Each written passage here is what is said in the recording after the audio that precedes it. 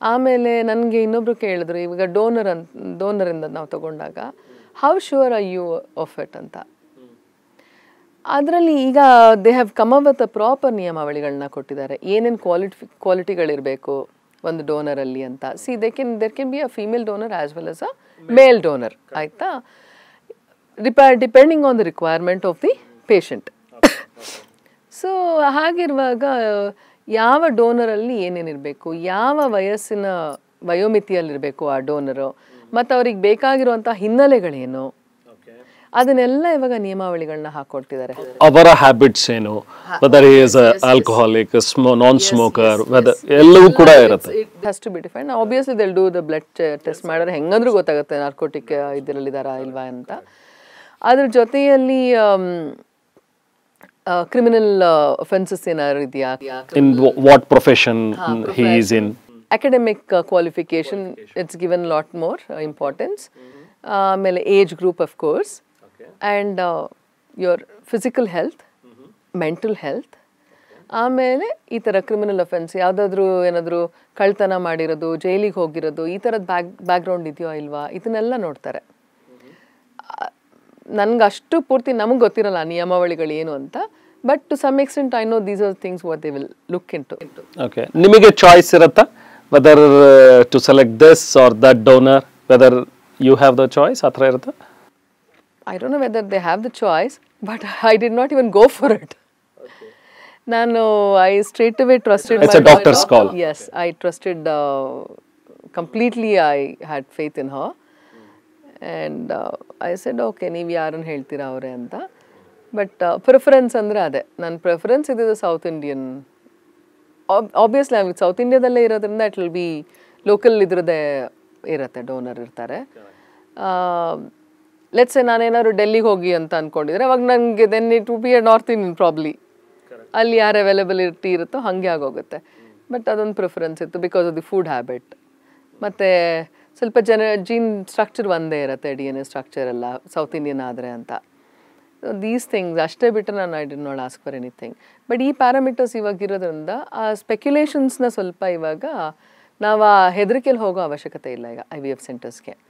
ಆಮೇಲೆ lot of big labels have come in to it, branded hospital, ಖಾಸಗಿ ಹಾಸ್ಪಿಟಲ್ಸೇ ಮಾತ್ರ ಇಲ್ಲ, ಆದರೆ big people are in to this.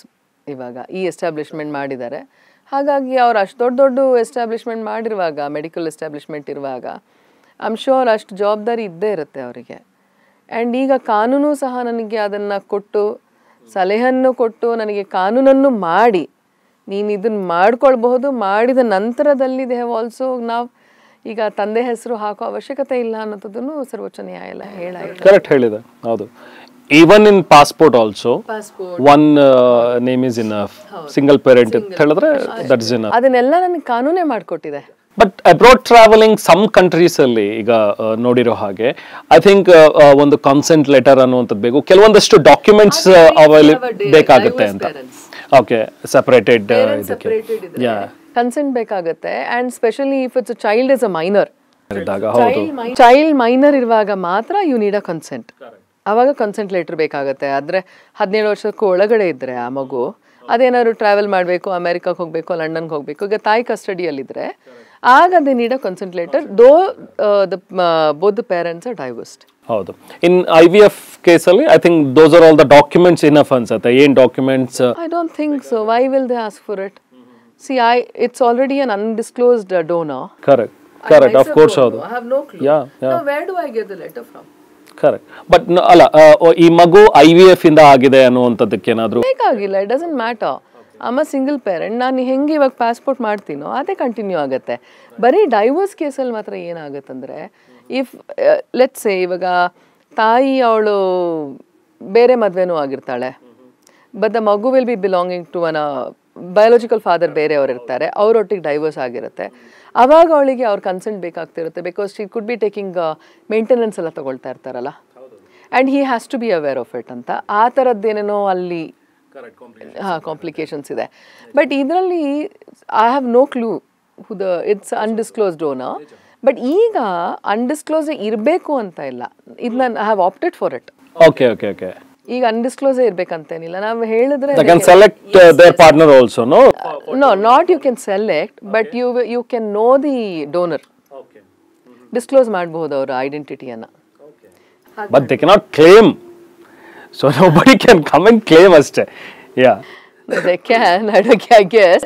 ಯಾಕಂದ್ರೆ ಅಷ್ಟೊಂದು ಇನ್ನೂ ಸ್ಟ್ರಿಕ್ಟ್ ಇದಿಲ್ಲ. So it's better to opt for better to go for undisclosed. ಅಲ್ವಾ? ಇನ್ನೂ ಅದಕ್ಕೆ ಎಷ್ಟರ ಮಟ್ಟಿಗೆ ಇದು ಆಗಿದೆ ಅನ್ನೋದು ಗೊತ್ತಿಲ್ಲ. But so for at least ನನ್ನ ತಾಯಿಯಾಗಿ ಅನ್ಡಿಸ್ಕ್ಲೋಸ್ಡ್ ಡೋನರ್ನ ಪಡೆದು ಅದ್ರ ಮೂಲಕ ನನ್ನ ತಾಯಿಯಾಗಿ ದೇರ್ ಆರ್ ಮೈ ಚಿಲ್ಡ್ರನ್ ಅಂತ ಹೇಳಕ್ಕೆ ನನಗೆ ಯಾವ ಹೆಸಿಟೇಷನ್ಸ್ ಬೇಕಾಗಿಲ್ಲ. ಅಂಡ್ ಲೀಗಲ್ ಸಪೋರ್ಟ್ ಕೂಡ ಅದಕ್ಕೆ ಇದ್ದೇ ಇರುತ್ತೆ. ಓಕೆ, ನಾವು 7th month. ಓಕೆ, ಹೇಗಿದೆ ಆ ಫೀಲಿಂಗ್?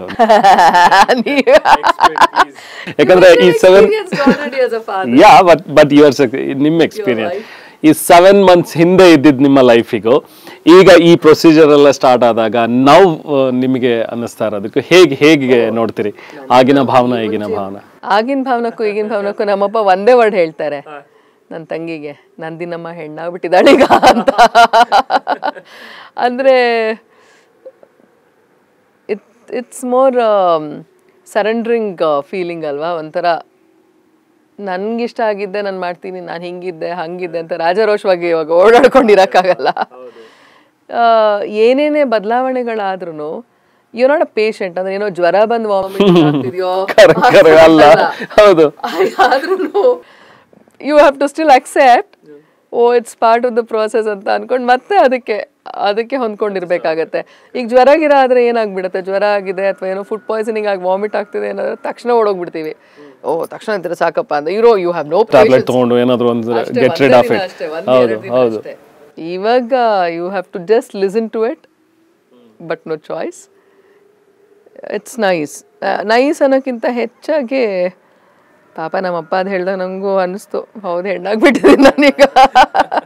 ಅಲ್ಲಲ್ಲೇ ಬಿತ್ಕೊಂಡು ಬಿಡೋದು, ಎದ್ದೇಳೋದು, ಆಮೇಲೆ ವಾಮಿಟ್ ಆಗ್ತಿದೆ ಅನ್ನೋದು. ಪಾಪ ನಮ್ಮಪ್ಪಂಗೆ ತುಂಬ ಹಿಂಸೆ ಕೊಡ್ತಿದ್ದೀನಿ ನಾನು ಮಾತ್ರ. ಬಟ್ ರಾತ್ರಿ ಏನು ಎಪ್ಸಲ್ಲ ಅವ್ರನ್ನ. But I am doing that. Normally wives are more lucky because ಮೊನ್ನೆ ಇನ್ನೊಬ್ರು ಫೋಟೋಗ್ರಫರ್ ಬಂದಿರೋ ಅವ್ರ ಹೆಂಡ್ತಿನೂ ಕ್ಯಾರಿಂಗ್ ಅಂತೆ. saying invariably by default I have to be awake ma'am, I have no choice ಅಂತ. ನಿಮ್ಗೆ ಹಂಗೆ ಆಗಿರುತ್ತೆ punishment. and cravings and all ಇದೆಯಾ? ಕ್ರೇವಿಂಗ್ಸ್ ಜಾಸ್ತಿ ಇಲ್ಲ ನನಗೆ. Lot of throwing out, through up ಎಲ್ಲದು ಹಾಗೆ ಆಗ್ತಾ ಇತ್ತು. So I was only hoping ಸ್ವಲ್ಪ ದಿನದಿಂದ ಬರೀ ಅಟ್ಲೀಸ್ಟ್ ಸ್ವಲ್ಪ ಊಟ ಹೋದರೆ ಸಾಕು ಅಂತ. ಅನ್ನನೂ ತಿನ್ನೋಕ್ಕಾಗ್ತಾ ಇರಲಿಲ್ಲ. ಬಟ್ ಈಗ ಓಕೆ, ಸ್ವಲ್ಪ I am eating. I think ಈ ತಿಂಗಳಿಂದ ಕಮ್ಮಿ ಆಗುತ್ತೆ ಆ ಥರ ವಾಮಿಟಿಂಗ್ ಅಂತೆಲ್ಲ ಹೇಳಿದ್ರು. I should be able to eat and okay